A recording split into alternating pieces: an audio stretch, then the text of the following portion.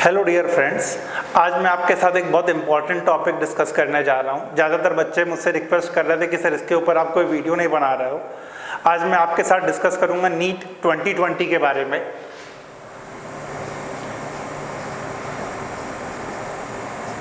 NEET 2020 को लेकर के बहुत सारे मिथ, बहुत स्पेकुलेशन, YouTube पे बहुत सारे वीडियोस हैं। बच्चों में बहुत ज़्यादा कन्फ्यूज़न है कि नीट 2020 कंडक्ट कब होगा। यूजुअली आपको मालूम है कि आज तक जब से एग्ज़ाम कंडक्ट हो रहा है, पहले CBSE कंडक्ट करवाता था, फिर NTA जो ऑफिशियल डेट रहती थी काफ़ी लॉन्ग टाइम से मैं भी देख रहा हूँ, कभी डेट ये एक्सटेंड नहीं करी है। फर्स्ट टाइम कोविड-19 डिजीज़ के कारण इस डेट को एक्सटेंड किया गया। पहले officially national testing agency NTA ने ऑफिशियली आप कह सकते हो, उनके जो स्पोक्स पर्सन हैं उन्होंने कहा कि लास्ट ऑफ मई को एग्जाम हो सकता है। लास्ट ऑफ मई, हम लोग भी यही होप कर रहे थे कि लास्ट ऑफ मई नहीं तो फर्स्ट वीक ऑफ जून तक ये एग्जाम कंडक्ट हो जाएगा। सेकेंड लॉकडाउन कंप्लीट हो चुका है 3 मई को। 4 मई से third phase of lockdown 2 week के लिए फिर से एक्सटेंड कर दिया गया है। मई में थर्ड फेज ऑफ लॉकडाउन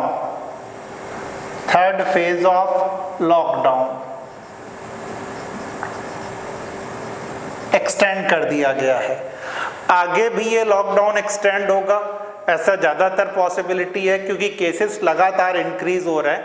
आज जब मैं ये वीडियो बना रहा हूँ उसमें 40,000 प्लस केस हो चुके हैं। 1300 प्लस के आसपास इंडिया में डेथ हो चुकी है। तो गवर्नमेंट के ऊपर भी ये प्रेशर है कि जो इसेंशियल सर्विसेज है केवल आप उन्हें रिज्यूम करो।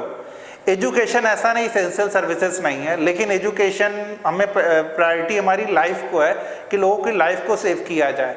एजुकेशन में जो एग्ज़ाम हमें कंडक्ट करना है, जो क्लासेस हमें लेनी है, वहाँ पे गैदरिंग होगी, इससे डिजीज़ के स्प्रेड होने के चांसेस मल्टीपल टाइम्स इंक्रीज कर जाएंगे। तो मई से third phase of lockdown extend कर गया है। 4 मई से third phase of lockdown extend कर गया है। अब क्या डेट हो सकती है एक्सपेक्टेड, इसे लेकर के कोई भी कुछ नहीं बता सकता है कि नीट 2020 की डेट क्या होगी। जून में होगा, जुलाई में होगा, अगस्त में होगा। तो सबसे पहला जो पॉइंट मुझे आप लोगों के साथ ये शेयर करना है, प्लीज़ इसके लिए YouTube को बहुत ज़्यादा सर्च मत करिए कब डेट आएगी क्या होगा। ऑफिशियली आपका मेल ID, आपका रजिस्टर्ड मोबाइल नंबर, सारी चीज़ें आपने फीड कर रखी हैं। नेशनल मीडिया के वाया या हम लोग आपको तुरंत इन्फॉर्म कर देंगे कब एग्ज़ाम होगा। आप इसके लिए YouTube में अपना टाइम वेस्ट मत करिए। जो चीज़ें हमें ध्यान रखनी है, जो स्पेकुलेशन हम लोग निकाल रहे हैं कि कब हो सकता है, इसके बारे में कुछ आपसे डिस्कस मैं कर सकता हूँ। UGC university grant commission, UGC वो इंडिपेंडेंट ऑटोनमस बॉडी है इंडिया की जो यूनिवर्सिटी लेवल पे एग्ज़ाम कंडक्ट करती है, यूनिवर्सिटी का करिकुलम डिसाइड करती है। UGC की जो क्लासेस हैं, UGC के जो चेयरपर्सन उन्होंने अभी ये कहा है कि जो क्लासेस हैं वो हमारा फर्स्ट वीक ऑफ सितंबर से स्टार्ट होंगी। फर्स्ट वीक ऑफ सितंबर से,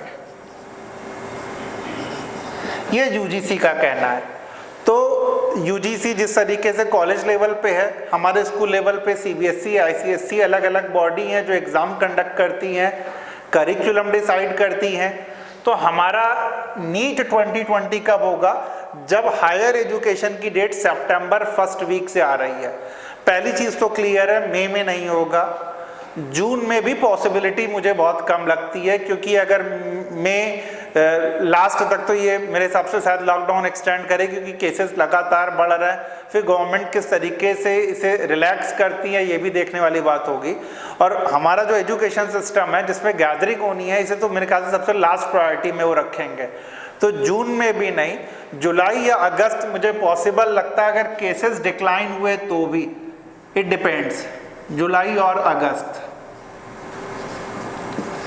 तो जुलाई या अगस्त में एग्ज़ाम होने के चांसेस मुझे लगते हैं। अभी तक की जो मीडिया न्यूज़ मैं देखता हूँ या जो अदर मेरे सोर्सेस है जिन्हें मुझे लगता है, या जो एजम्पशन है हम लोगों का, जुलाई या अगस्त से पहले नीट का एग्ज़ाम नहीं होना है।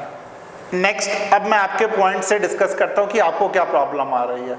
मैं भी अपने टाइम में जब कॉम्पिटिटिव एग्ज़ाम की तैयारी करता था और मुझे ये बताया जाता था कि मई में, जून में इस पर्टिकुलर डेट में एग्ज़ाम होगा। अगर हमें डेट हर चीज़ फिक्स रहती है तो आप भी जानते हो, तैयारी आप लोग कर रहे हो, जो हमारा मोटिवेशन लेवल रहता है वो बहुत हाई रहता है।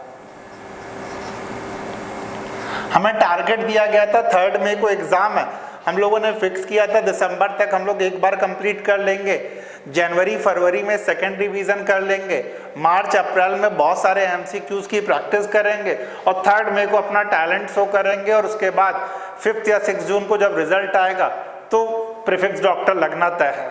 ये हमारे ब्रेन में चल रहा था। अभी सारी चीज़ें उल्टी हो गई हैं। कोचिंग क्लासेस भी जहाँ हम लोग कर रहे थे वो भी दिसंबर जनवरी के बाद क्लोज हो चुकी हैं। ऑनलाइन के लिए हम लोग इतना कंफर्टेबल थे नहीं, बार बार कहीं क्रैश कोर्स के ऐड आ रहे हैं, कहीं कहा जा रहा है कि हम आपको ये सारी चीज़ें बताएंगे, ऑनलाइन पोर्टल पे आइए, टेस्ट सीरीज ज्वाइन करिए, और एग्ज़ाम की कहीं कोई डेट डिसाइडेड नहीं है, गवर्नमेंट की तरफ से कोई ऑफिशियल डिक्लेरेशन आ नहीं रहा है। This is the stage of confusion.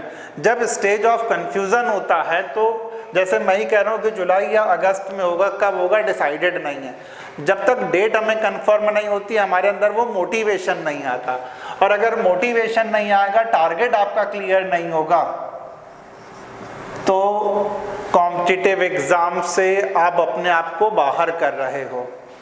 Competitive exam हम तभी क्रैक कर सकते हैं जब टारगेट डिसाइडेड और 100% हमें वहीं जाकर के हिट करना है। यहाँ डेट डिसाइडेड नहीं है और 11th-12th में जो हमारी एज है, जो स्टेज है, उसमें हम बहुत जल्दी डेविएट हो जाते हैं। अगर कोई चीज़ हमें अनप्रिडिक्टेड दिखती तो लगता जब होगा उसी समय तैयारी कर लेंगे, 15 दिन पहले तो कम से कम वो डेट बताएंगे ही, 15 दिन में कर लेंगे, बहुत साल भर कोचिंग है, इतने सारे तो टेस्ट पेपर दिए हैं। यही हमारी सबसे बड़ी गलती होने जा रही है। अगर हमारा टारगेट नीट है, डेट चाहे जो भी हो, मंथ चाहे जो भी हो, your target should be very clear. करना क्या है आपको, आप ज़्यादा इन सब के चक्कर में मत पड़ो कि कब एग्ज़ाम होगा और कब नहीं होगा। जब भी होगा सबको पता चल जाएगा, ये 100% कन्फर्म है, आपका एग्ज़ाम नहीं छूटेगा। तो डेट और डे के चक्कर में बहुत परेशान मत हो, अपना मोटिवेशन लेवल हाई रखना है और आप अपनी तरफ से फिक्स करो। जैसे मैं बच्चों से कहता हूँ कि जुलाई या अगस्त में कन्फर्म है, तो आप टारगेट अपनी तरफ से रखो कि 15 जून तक। अभी तक तो आप 3 में ही टारगेट लेके चल रहे थे ना, अब आपको 1.5 मंथ और एक्स्ट्रा मैं दे रहा हूँ।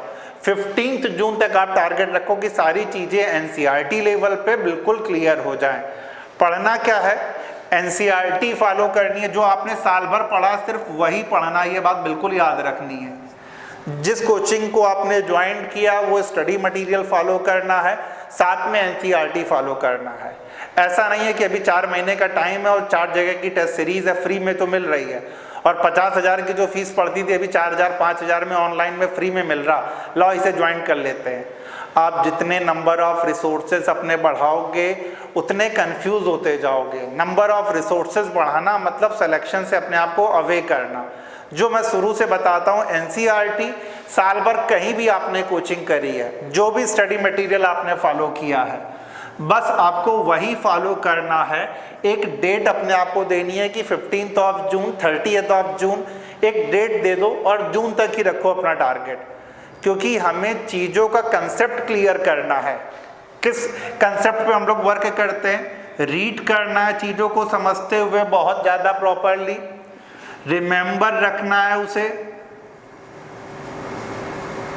और अगेन एंड अगेन रिवाइज करना है। R³ का फार्मूला फॉलो करना, रीड रिमेंबर रिवाइज। चीज़ों को बार बार पढ़ो, याद रखो, खुद से डिस्कशन करो कि अच्छा ये क्वेश्चन हो सकता है तो आंसर क्या होगा, फिर से निकाल करके उसे रिवाइज करो। तो जब एक बार आपका सिलेबस कंप्लीट हो जाएगा तभी तो उसे आप याद कर पाओगे और तभी उसे रिवाइज कर पाओगे। बुक को पढ़ने से सिलेक्शन नहीं होता, बार बार उसे रिवाइज करने, रिमेंबर करने से, MCQ सॉल्व करने से सिलेक्शन होता है। तो आपका टारगेट आपको क्लियर रखना, अपना मोटिवेशन लेवल हाई रखना है। अभी अगर आप मान लो 100 बच्चे नीट की तैयारी कर रहे हैं, ऐसा मेरा मानना है, 90 बच्चे 90 बच्चे लॉकडाउन में क्या हो सकता है, लो बाहर निकल करके देखें क्या माहौल है, कितने लोगों की डेथ हो गई, कितना कोरोना और पॉजिटिव मिले, ये सारी चीज़ों से थोड़ा सा आपको अपने आप को बचा के रखना है, क्योंकि आपका टारगेट नीट है। पॉजिटिविटी अपने अंदर रखनी है, टारगेट एक सेट करके तैयारी करनी है, रीड रिमेंबर और रिवाइज के फार्मूले पे वर्क करना है, एनसीईआरटी और एक स्टडी मटेरियल या एक सोर्स फॉलो करना है। और 10 जगह टेस्ट सीरीज, इस समय तो ऑनलाइन टेस्ट सीरीज की बाढ़ आ गई है, फ्री में मिल रहा है, बहुत कम पैसे में मिल रहा है। तो जो बच्चे रहते हैं पता नहीं क्यों लालच में आ जाते हैं। जितना ज़्यादा आप रिसोर्सेज बढ़ाओगे उतना ज़्यादा कन्फ्यूज़न होगा। हमें कोई पीएचडी स्कॉलर थोड़ी लेना है।